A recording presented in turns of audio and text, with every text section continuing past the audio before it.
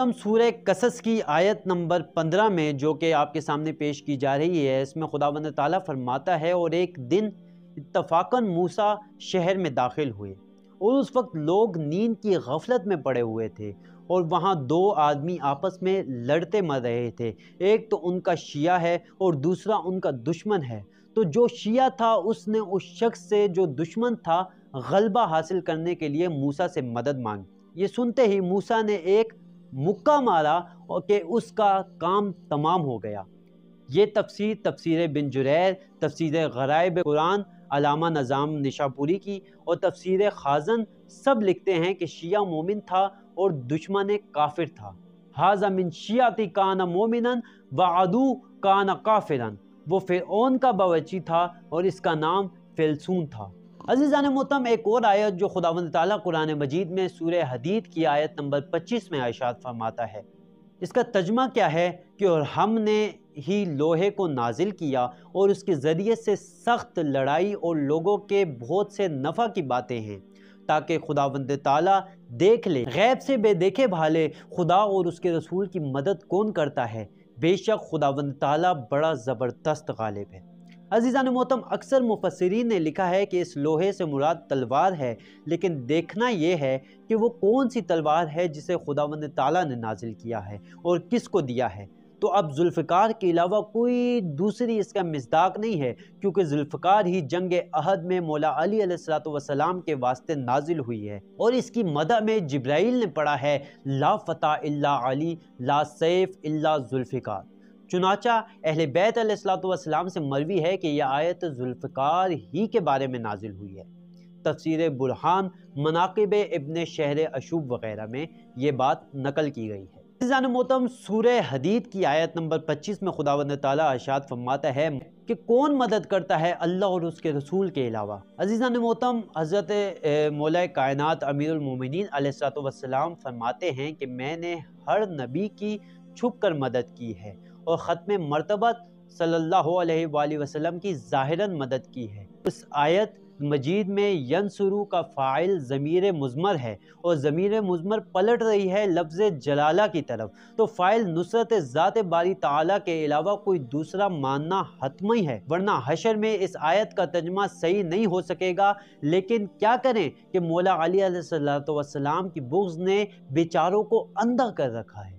एक और आयत कि खुदावंद ताला कुरान मजीद में सूरह आले इमरान की आयत नंबर 52 और 53 में इरशाद फरमाता है कि ईसा ने कहा, कौन ऐसा है जो खुदावंद ताला की तरफ होकर मेरा मददगार बने। ये सुनकर हवारियों ने कहा, हम खुदा के मददगार हैं। अज़ीज़ान मोहतरम, ये आयत भी आयत साबका की तरह यहाँ भी तसरीह मौजूद है। अज़ीज़ान मोहतरम, अब सवाल ये पैदा होता है कि अगर अब हज़रत ईसा अलैहिस्सलातु वस्सलाम जो कि गैर खुदा हैं वो हवारियों से अल्लाह के काम के लिए मदद मांग सकते हैं, तो भी दुश्मन अली और बतूल की तबाही के लिए या अली मदद या साहिबुज़्ज़माना या अबा अब्दुल्ला या अबा फज़ल अब्बास पुकार सकते हैं, क्योंकि ये हज़रत बाबुल्लाह हैं और उनकी मदद खुदावंद ताला की मदद है।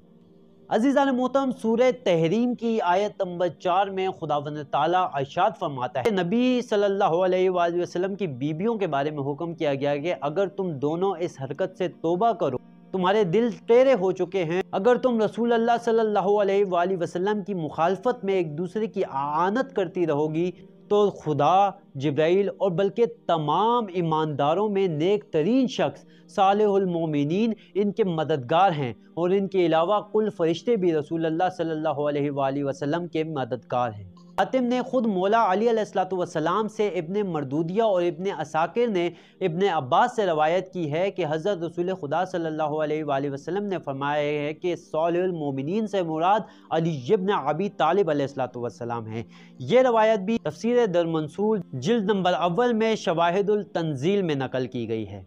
अज़ीज़ान मोहतरम, साहिब तफसीर इब्न जुरैर लिखते हैं कि सालिहुल मोमिनीन से मुराद अली इब्न अबी तालिब हैं। अलामा शेख मोहसिन अली नजफ़ी रहमतुल्लाह अलैह लिखते हैं कि शवाहिद तंजील जिल्द नंबर 2 के सफ़ा नंबर 352 में तफसीर इब्न कसीर, तफसीर कुर्तबी, अल बहरुल मुहीत में आया है कि सालिहुल मोमिनीन सिर्फ़ और सिर्फ इमाम अली अलैहिस्सलातु वस्सलाम हैं। عزیزان محترم، تفسیر البرہان میں اس آیت کے ذیل میں آیا ہے کہ محمد بن عباس نے اس جگہ 50 احادیث بیان کی ہیں اور پھر ان احادیث میں سے بعض کا ذکر کیا ہے، اور عزیزان محترم ان احادیث کے راویوں میں ابو رافع، عمار یاسر اور ابن رم عباس وغیرہ کا تذکرہ آتا ہے۔ بس آیت مجیدہ میں امیر کائنات سرکار حتمی مرتبت کے مددگار ہیں، اور اس لیے رسول خدا صلی اللہ علیہ وآلہ وسلم نے جنگ احد، جنگ خیبر، جنگ تبوک میں مولا علی علیہ السلام کو مدد کے لیے پکارا ہے۔ الغرض یا علی مدد کہنا سنت نبی صلی اللہ علیہ وآلہ وسلم ہے۔ عزیزان محترم، ایک اور آیت جو ہے سورہ انفال کی آیت نمبر 72 میں، جو کہ پارہ 10 میں موجود ہے، خداوند تعالیٰ ارشاد فرماتا ہے کہ اگر تم سے دینی امور میں مدد کے خواہ ہوں تو تم پر ان کی مدد کرنا لازمی اور واجب ہے، مگر ان لوگوں کے مقابلے میں نہیں جن میں اور ان میں صالح کا عہد و پیمان ہے، اور جو کچھ تم کرتے ہو اللہ تعالیٰ دیکھ رہا ہے۔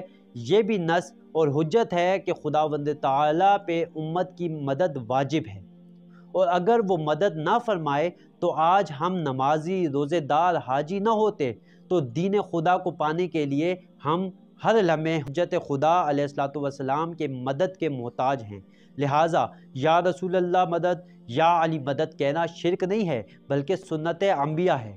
پس عزیزان محترم، یہ آیات ہیں کہ جن کے ذریعے سے ہم یہ استدلال کر سکتے ہیں کہ یا علی مدد کہنا شرک نہیں ہے بلکہ یہ انبیاء کی بھی سنت ہے، اللہ تعالیٰ کی بھی سنت ہے، اور رسول خدا صلی اللہ علیہ وآلہ وسلم کی بھی سنت ہے۔